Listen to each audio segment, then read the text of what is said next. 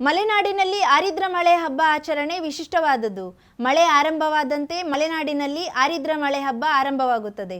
ಸಿದ್ದಾಪುರ ತಾಲೂಕಿನ ಗಡಿಭಾಗದಲ್ಲಿರುವ ಮನೆಯಲ್ಲಿ ಆರಿದ್ರ ಮಳೆ ಪ್ರಾರಂಭವಾದ ಪೂರ್ವದಲ್ಲಿ ಗ್ರಾಮ ಹಬ್ಬವೆಂದು ಆಚರಿಸಲಾಗುತ್ತದೆ.